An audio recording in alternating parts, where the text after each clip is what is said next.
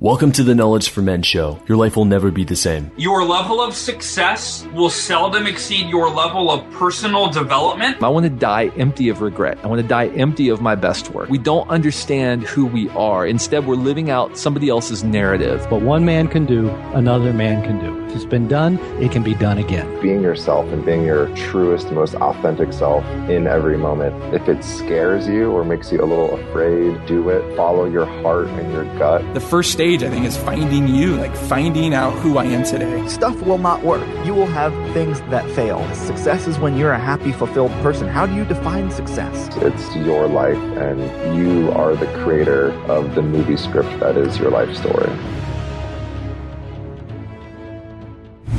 Attention, if you are a frustrated man who feels like he is not getting the results he wants in his life, health, wealth, relationships, and personal growth, then I've got a powerful free video training for you to help you become a strong, grounded man so you can unlock unlimited power in your life, business, and relationships. Go to kfmconfidence.com to get instant access to this training. Again, that's kfmconfidence.com. If you want a Cliff Notes version of the best material that I've learned after 300 interviews on this podcast about being a stronger, more powerful man, then it's all here at kfmconfidence.com. All right, guys, welcome to the show. I'm here with Jeremy Cage. He's a former Fortune 100 executive who always dreamed of sailing around the world with his family. And he did do it on a 16-month voyage. He's now the president of the Cage Group, where he helps unleash the full potential of businesses and people. Jeremy, welcome to the show. Thanks very much, Andrew. Good to be here. All right, Jeremy, let's get started with a quote, something that you've lived by, and share with us what that quote means to you. Well, I think one of the quotes that I have in the book is that I think that most of us will die full of potential because we dream vaguely and we dread specifically. So how about we start off with that one? Let's do it. And so we dread specifically. Is that what I heard there? So I think one of the key things is if you have vague dreams, so if we'd have had a vague dream about one day we'd want to sail around the world sort of with our kids and just sort of left it at that, that's what I call a vague dream. And then if you think about the dreads and the fears and the obstacles that would get in the way for that specific case, it's like, okay, well, what about the mortgage? What about taking a break mid-career? What about the safety of the kids? What about your finances? What about this? All of these dreads and fears would paralyze us from ever having done the adventure. So one of the things that I really challenge readers to do in the book is to flip that on its head. And so instead of dreaming vaguely, dread specifically. So instead of dreaming vaguely and dreading specifically, dream specifically and dread vaguely. So take that dream of one day I want to sail around the world with my kids and put as much specificity around that as you can. And the more specific you are about that, then the more you just deal with the fears and the dreads and the obstacles one by one, and you actually go about actually achieving your dreams in a much grander scale. So things like, what should I bring with me on the trip? Where should I start first? What places should I dock my boat? Not just that, but to say, okay, well, I want to go when the kids, in our case, we said we want to go when the kids are old enough that they'll be able to remember it, they'll be able to help, it'll help shape them, but we also want to go when they're young enough so we don't mess up high school and girlfriends and boyfriends and all of that. And we also wanted to go when it was okay, but like when it's still okay for them to hang out with mom and dad. So for any of your listeners who have kids, that's a pretty short window. So we said, okay, well, we need to go when my son is 12 and my daughter is 10. And that means we need to go in 2007, 2008. Okay, so now we have a specific date. So then we say, okay, well, if we're going to go in 2007, then what are all of the things that we need to do to enable us setting sail in 2007 to happen? So you can see as soon as you start to get specific about it, then you start to focus on how do we make it happen as opposed to all of the things that can get in the way of it happening. Yeah, it seems like it starts to become more real when you're getting that specific about dates and ages and the date and the times and these things. Absolutely. Well, let's talk about this. Okay, so you've been a Fortune 100 executive, worked for a number of major corporations as an executive. How long have you had this dream? And did you quit your job to do this, or did you get a 16-month leave of absence? What happened here? Well, I'd always had this dream of sailing around the world. My wife had always had a dream of traveling the world. And so when we were comparing our dreams, And the ones that were most important to us, we said, okay, well, that's one that we can do together. So luckily my wife said, yep, I'm on board, literally and figuratively. So let's do it. And so then, so I went to the company and I laid out for them that I think that most corporations today breed stale senior executives, that they sit behind a desk. We sit behind a desk for 25 years or whatever. Then all of a sudden we're quote unquote senior. We have to reinvent the company in our senior position and lead it in a different direction, but we don't have the tools in our toolbox to do that. And so when I sat down with the company, I said, look, this voyage is going to teach me, it's going to test my leadership in ways it's never been tested. It's going to test my courage, which is one of the big things that I think is lacking in corporate leadership today. It's going to test my, sort of cultural stimulation and my ideation. So I said, then when I come back, I'm going to be significantly better equipped to lead the company into the future than I would be if I didn't go on the voyage. And they said, okay. Wow. I was expecting a not so positive response from them. So they said, okay, so you had your job on this trip the whole time. I did. I was in between assignments. I was running PepsiCo's snacks business in Mexico when I sat down with the president of Mexico, the president of PepsiCo Mexico, to have this initial conversation, and then ultimately with Steve Reinemund, who was the CEO of PepsiCo at the time. So I did that. We did the voyage, and then I came back as chief marketing officer of the international foods business for PepsiCo. Wow. And did you know that it was going to take you 16 months, or were you off? Were you short?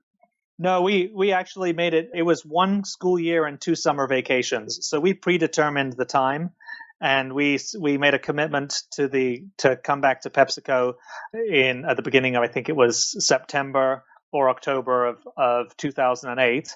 And I called them from some island in the South Pacific to say, when we get to Australia, where are we going to go? And they said, we want you to get on a plane and come to New York because we want you to be the chief marketing officer of the international food business. So you got promoted while you were sailing around the world. Is that what I'm hearing? Well, yeah, kind of. I mean, it sounds like they just called you and gave you a promotion. And you said, I'm on some island in the South Pacific. That's right. That's right. So, but one of the deals that I had with the company was that when I came back, I would actually develop a leadership program based on the experience and all of my thoughts and reflections that I would then subsequently teach to, throughout PepsiCo enterprise, across the world, basically, which I did. And so I actually think the company really benefited from all of that reflection as well. It sounds like some intrapreneurship on your end here. You got it. You got it. So do you have sailing experience, or is this a blind adventure here? No, you have to get, so just having a specific dream, Andrew, is not enough. Obviously, the more specific you can get. And by the way, as I lay out, I think that we should have dreams for all of the different components of our lives, not just one big dream. Right. But anyway, so for any dream, I think you need to get really specific about it so that you can just deal with the fears and the obstacles. But that's not enough. You then need to do what I call climb the ladder of intentionality. And you need to get highly intentional behind that, about that dream. And then once you're on the highest rung of intentionality, then the next thing you got to do is plan and prepare well, which is getting to your question. We spend a lot of time really planning and preparing to enable this voyage to be as successful as possible. Okay. So you put in the work. So it's not just about having the dream. You have to get the skill set acquired that you need in order to achieve that dream. Exactly. So, for example, I took marine diesel mechanics training so that because you've got got an engine on the sailboat and you've got a generator for your power. And when you're out in the middle of the Atlantic, no one else is going to be there to fix it. So you better know how to do that. We had a course designed so that we could teach our children not only boat handling, but also navigation so that should my wife and I become incapacitated, they could safely navigate the boat to our next destination. My wife took marine medical training. She also took abandoned ship training. So if you have to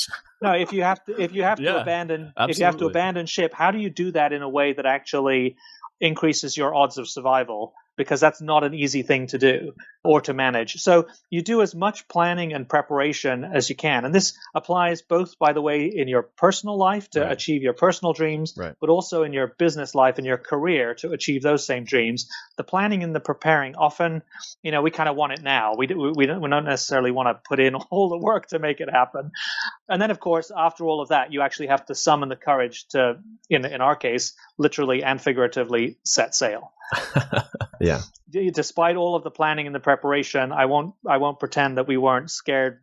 You're pretty with your scared. family. You're not just with a couple guys here. You're with your kids and your wife. We've done all of the planning and the preparation that we could, but at the end of the day, you have to summon the courage to actually set sail. And and nothing would have happened had we not actually set sail and ventured out into the unknown and actually plucked up the courage to sail 3,000 miles across an ocean in a small little boat with our family. Wow. I mean, it's crazy. It's crazy to think that just, several hundred years ago, this would have been this incredible, you would have been this explorer, you would have been this, this adventurous. And here you did it today in this little boat. I'm wondering, any major challenges on the voyage? Well, I think our biggest challenge actually happened towards the end of the voyage. We were going from New Caledonia to Australia, and we got caught in it was a tropical storm that then morphed into a mild hurricane. And, there's no such thing really as a mild hurricane. So we were caught in 60 knot winds and sort of 50 to 70 foot waves for 3 days straight. And that was pretty harrowing. What were you doing to keep your family, to make them feel like it's okay, we're going to get through this? What were you doing as a leader to step up and own that situation? Well, what we did is we mapped out a game plan as a family, and we said, okay, so I'm going to have to be on at the helm as much as possible, but I'm going to need some relief from time to time. So my wife would provide relief, and my son, who was obviously older than my daughter, would also provide relief. We were very planful in terms of we contacted the Australian Coast Guard. Every 6 hours, we would report it on our conditions, our speed, our direction, and the state of the crew, so that if we failed to contact them, they would be able to know what our direction and heading were to come find us. And then we did these things called a pan, which is a short range emergency call on our VHF radio to make sure that if there were any boats in the immediate vicinity, that we were actually far enough away from each other that we weren't going to collide. And so we just went through the game plan with our kids, and they just stayed below as much as they needed. My son, he helped out whenever he could, and we made it through it. Wow. And what would you say were some of the biggest lessons that you learned on that journey? I'm sure you had a lot of time to reflect and to really have some introspective time for yourself. Well, that's really, Andrew, what I've tried to capture in the book, which is that I think that, as I say at the beginning, I think that most of us will die full of potential as defined by ourselves. So it's not how I define it for you or you define it for me. We know the inherent potential that we have in ourselves. And so the challenge that I want to lay out there is, and this is what I reflected a lot on during the course of the trip, is get specific about your dreams, get intentional about those dreams, do the planning and the preparation. And as you're doing that, you're almost subconsciously building your courage muscle, because I think it's a muscle. I think the more you use it, the more you build up your courage, so that when you have to take the risk to do something big, if that's what you're going for, then your courage muscle is prepared to do that, as opposed to not. Yeah. And how would you apply this to someone who has a dream and it's been sitting in their mind and years have gone by and it has not come into fruition?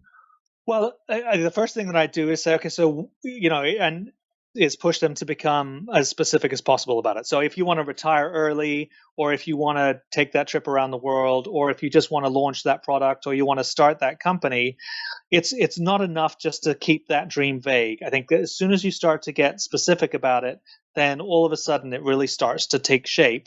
And I think is a different way of approaching your dream than perhaps you might have done up until now. And then it's how do you climb up the ladder of intentionality? So what is that ladder? The first rung of the ladder is just when you think about something, because there's no there's no intentionality there. You just think about something, kind of comes into your brain, rattles around a little bit, and most of those thoughts just leave, and no one's the wiser. So there's no intentionality there. Now, if you write something down, you're actually climbing up the ladder of intentionality a rung, right? Because someone could read that dream and hold you accountable to it. And that someone, by the way, could be yourself. The next rung up is to actually declare it out loud, to tell your family and friends that you're going to do this. Well, all of a sudden, your level of intentionality has gone up a pretty high notch, right? Now, I would say you're at the top of the ladder of intentionality when you've actually declared this in such a way that you actually get everyone else talking about it. So now, not only are you intentional about it, but you've created this energy and this buzz that helps lift you up and push you towards your dream as opposed to getting in the way of it. And that's something that I would highly recommend, that someone who's kind of stuck assesses where are they on that ladder and what could they do as of today to climb up one or two rungs. Do you feel that when you share with others, you're putting your goals out there, that it's really exciting to share with others that you have this dream? I'm sure you were sharing with others, hey, I'm going to go on a voyage around the world with my family. That sounds very adventurous. Where then you go home and then you're like, wow, this is real. Like, I have to do this now. And does it make it a little bit scary when you do that? Because you're putting it out there. Now you feel like you really have to do it because you've put it out there. You don't want to say, oh, the weather, and you have all these excuses. What are your thoughts on that? Well, that's the point, isn't it? I mean, so yes, you're taking all of a sudden, but you climb up that ladder of intentionality. You've got it out there. Everyone's talking about it now. So you have put yourself out there, and there is risk involved with that. Just as climbing a ladder, the higher you get, the riskier it feels. The same with this kind of dream, especially at the bigger dreams. But what I would submit is I think that the risk of not pursuing those dreams is actually significantly greater, because that's when you get to the end of your life, whatever that might be, and you're full of woulda, coulda, shouldas and a lot of regrets. And I think the cost of that is significantly higher than the risk associated with actually declaring what your dreams are while you can actually achieve them. Yeah. How do most people, do you feel, view risk, and how do you view risk?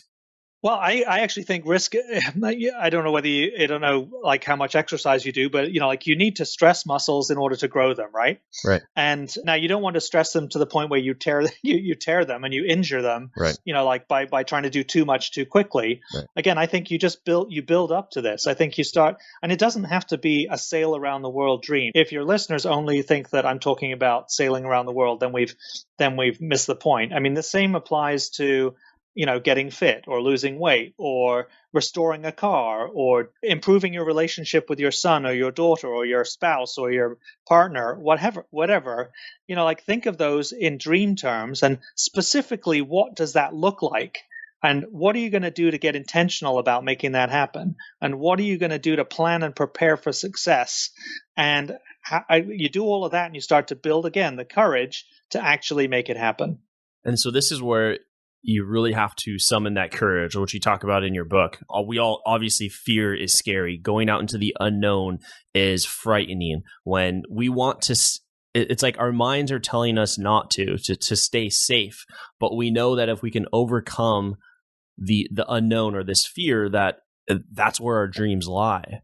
Yeah, and a good example that I use in the book is that we were petrified when the first night we set sail out into the Atlantic Ocean. It's right? real. It is real. So yeah. I mean, we're about to go 3,000 miles, which took us 21 days without seeing land. We're going to go 3,000 miles across an open ocean, and oh my God, we're really going to make this. We're really going to do this. So we were, I won't pretend that we weren't really scared. Now, contrast that though with us leaving the Galapagos Islands to sail across the Pacific to the Marquesas Islands, which was a lot longer in terms of the distance. Where's the Marquesas Islands? They're the beginning of the South Pacific. So okay. It's crossing 3,500 miles of Pacific Ocean, and you'd have thought we were just going for a day sail around a lake. I mean, and the big difference was we knew we could do it. And that's, that's how you build one thing from the next, right? We were scared. It was exactly the same thing, but we went as we left the Atlantic, which is the ocean that we did first, we were scared to death. When we went across the Pacific, we were really calm because we knew we could do it. And it's the same with any of these dreams that your listeners would have. I would submit that you build that courage muscle, and then the scary doesn't feel so scary anymore. Yeah.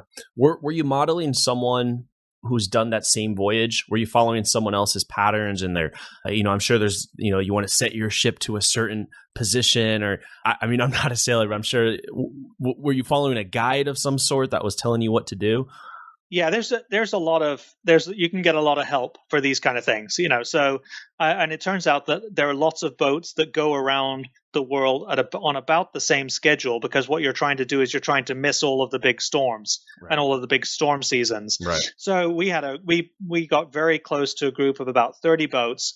And we still, despite the fact that we finished in 2008, every 2 years where we have a reunion somewhere in the world where everybody flies in from all over the world to get back together. So it was a really strong community that we built. Wow. And I think that just shows too that you knew that it's been done before, so you knew that you could do it too. And I think there's something about that. Yeah, I mean, that's gives you the confidence. If someone else has done this, then why can't I? Well, that's right. But yeah, again, you shouldn't we need people. We desperately need, lots of people to do things that have never been done before. So, think about inventing the internet and Facebook and the Tesla, you name it. So those are things that hadn't been done before. But yeah, it sure helps if you've got people you can learn from, which is the case in sailing around the world. Yeah. What would you say are some of the most common mistakes that you see people make when they're really going after their dreams that people make when they try this? Well, I think it's the opposite, right? I mean, I think if people keep their dreams as vague, they're going to get stalled out because all of the obstacles are going to paralyze them from making progress. If you do get specific about the dream, you're as specific as possible about the dream, but you actually have no intentionality, it's never going to happen. Yeah. Think about every teenage boy has a dream about being a rock star, right? And might actually tell people about it. Right. So, but actually, obviously, that's kind of one of those teenage boy dreams that comes and goes, right? So for many. Now, for a few, they decide, okay, well, I'm really committed to this. So they learn how to play guitar, or they learn how to sing, or they learn how to play the drums, and then they keep pursuing it. So I would say, being intentional isn't enough. I may declare that I want to be a NASCAR driver, and very specifically. By next year, I want to be racing NASCAR. And then I may tell everybody that. But if I don't do the planning and preparation to figure out how to race a NASCAR car, then it's not going to end well. So that's the point. I think you've got to kind of step through it and really be honest with yourself whether you're doing the appropriate planning and preparation to really make it happen. What do you think happens to a man who does not act on his dreams? Well, I think the risk is high, because I think at the end of your life, you sit back there saying, I woulda, coulda, shoulda done this, and I didn't. My father-in-law was 90 years old when he passed away, and he was just a wonderful man. He was an engineering illustrator for an aircraft company, and did very well. Obviously, raised a great family, happily married for 65 years, this, that, and the other. And a couple of years before he passed away, he showed me this sketchbook of all of the things that he'd quote unquote invented, like the windsurfer, the snowboard, and all these things that he had ideas about that he'd sketched out, but he'd never done anything with. And it was almost as though that was his journal of unrealized potential. And I want to do everything I can. Wow. I want to do everything I can to not have that happen to as many people as possible.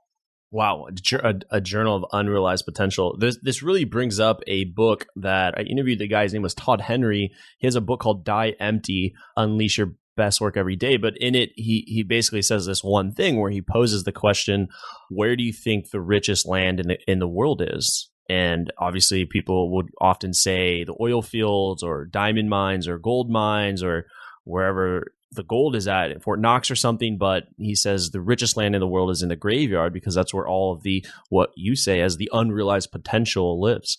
Yeah, that's right.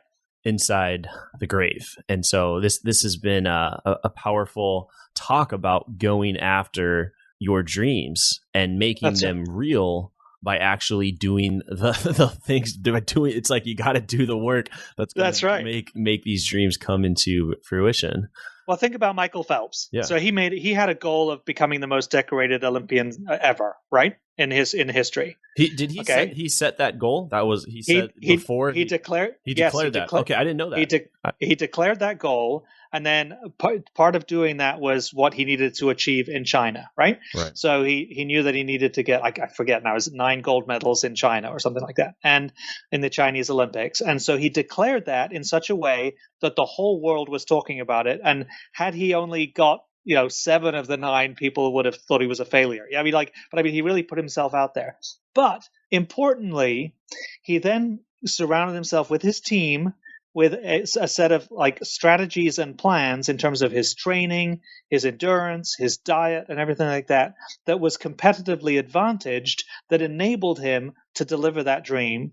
And then he also displayed the courage to actually go for it. So that for me is a good one. He could very easily have said, I want to be the most decorated Olympian of all time, and left it at that, and maybe he would have got it, and maybe he wouldn't have. But instead, he declared it with a high degree of intentionality, and importantly, he did all of the planning and preparation to enable that dream to come to life. Yeah. Do you think that everyone can achieve their dreams? Probably not. That sounds like a downer, but I certainly think I think most people can achieve significantly more than they are today. Because if you think about it, Andrew, dreams are the most powerful force on the planet. Everything started, doesn't matter what country you're from, but every country, every brand, every product, every company, every relationship, they all started with a dream. And we've kind of lost sight of that. So I think that the more we challenge every man across the planet to really be able to articulate their dreams and make them happen, we're going to be in a much better place. Absolutely. Yeah, absolutely. If everyone was waking up and going after even little things. Because how long was your preparation for your voyage? I'm sure you spent quite a bit of time doing this before you actually went on and took action on the dream. Oh, yeah, years. I mean, it was a big family project for probably 4 years prior to the thing. But as I tried to allude to earlier, is I think that in each of our lives, you have the components, or I call them grab bags in your lifeboat, that are the most important things in your life. So for me, for example, I have about 6 or 7. So there's fitness, family, friends. So like values here. Well, or just what are the important things? So my family is very important to me. My work is very important to me. My spirit is very important to me. Philanthropy is very important to me. And what I would challenge, all of the men that are listening is what are those things that are important? What are those grab bags? What are those really important components of your life? And what are the dreams that you have for each of those? That's why I call the book All Dreams on Deck. This isn't about one dream. This is about figuring out what are the important components of your life, what are the dreams that you have for each of those, and what can you do to go about realizing more than you are today. Yeah, I think it's just very uplifting to hear this, just talking about it and having this conversation about going after your dreams. But I think it's true for all of us, where we have these dreams that we have in our minds, but we're not taking action on them. And I think it's just about the little things every day that we can do to get us closer towards achieving that dream. Little things built up over time one can really make that dream come true. So now, Jeremy, I just want to dive into the knowledge round. I'm just going to ask you a few rapid fire questions here, like gut level responses from yourself, just quicker responses. So, okay. Have you ever felt like you weren't the strong, grounded man that you know you're capable of becoming? Like there's something more inside of you, but you don't know how to get it out. Me too. Years ago, I was broke, sleeping on my brother's couch, and just got out of a serious breakup that left me on the floor for months. Now, I have a multiple 6-figure business. I'm in the best shape of my life, have an abundant dating life, and live on the beach here in San Diego. I want you to break through too and create the life that you want. And because people kept asking me so many questions, I've created this free video training series on becoming a strong, grounded man so that you can have more freedom, love, and connection in your life. I'll also teach you how to build real backbone to boost your masculinity as a man so that you can have more respect, power, and confidence personally and professionally. Simply go to kfmconfidence.com to get this training. Again, that's kfmconfidence.com. Also, I share the number one conversation that your father never had with you about women. That will be a major wake-up call for 90% of you and will improve the quality of your relationships forever. Go to kfmconfidence.com to get this free training today.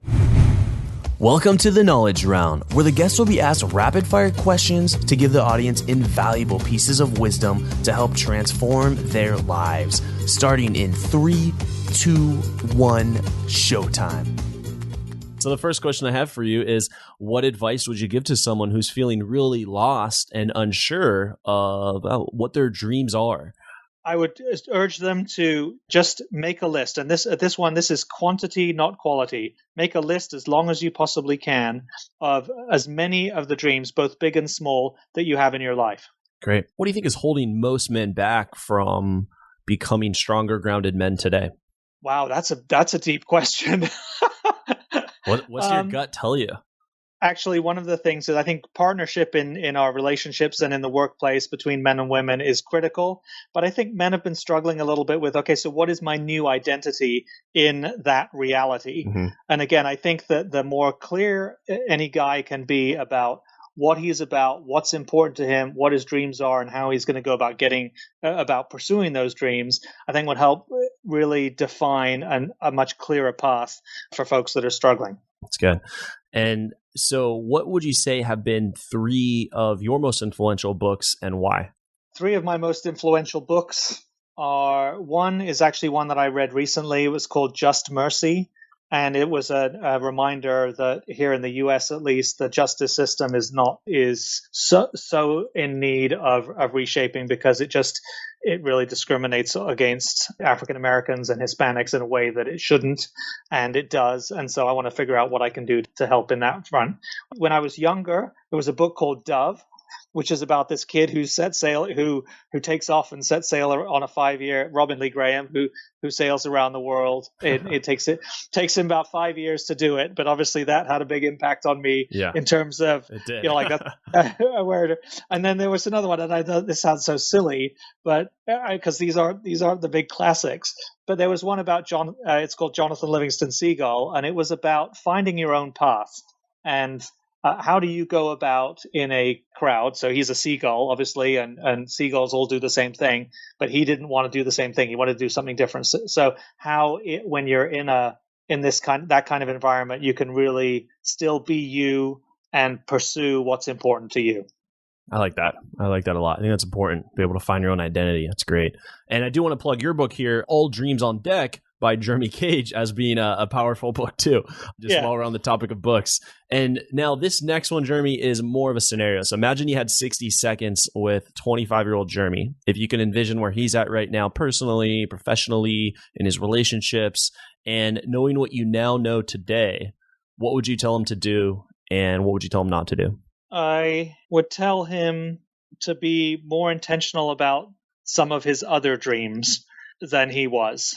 So I was fortunate enough to have somebody who challenged me that way when I was 25, and it helped me articulate a couple of important dreams that I had. But I think I would advise him to not worry so much about what other people think, really figure out what was important to him, not just one dream, but multiple, and encourage him to go for those more than I probably did, even though I've been incredibly blessed and lived in lots of countries and had a lot of and achieved many of the dreams that I set out for. I think I could have probably done even more. So you're saying make sure that your dreams are actually your dreams. They're not someone else's dreams or...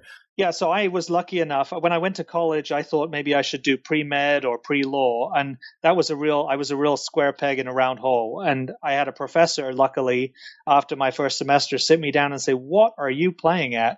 He said, "Do what you think do what you love, and you'll thrive at it, and everything else will take care of itself." And of course, I switched from being that to a French major with a painting and sculpture minor, and somehow everything worked out fine. I still ended up being CEO of a public company, at some point during my career. Right. That's great. And now, what would you say would be like your philosophy on life and success? My philosophy on life and success is that I think that, and it really, I've tried to capture it in the book, but I really think that dreams are the most powerful force in the planet. We don't treat them that way anymore. And so my philosophy is that if we focus in on what our dreams really are and we get specific about them, then we can truly unleash our full potential. And that's really and my mission in life, both in my corporate life and my entrepreneurial life and as an author, is to try and push as many people I can to unleash that full potential. That's beautiful. Well said. And Jeremy, what's exciting you now today? What's getting you out of bed in the morning? What are you looking forward to in this year?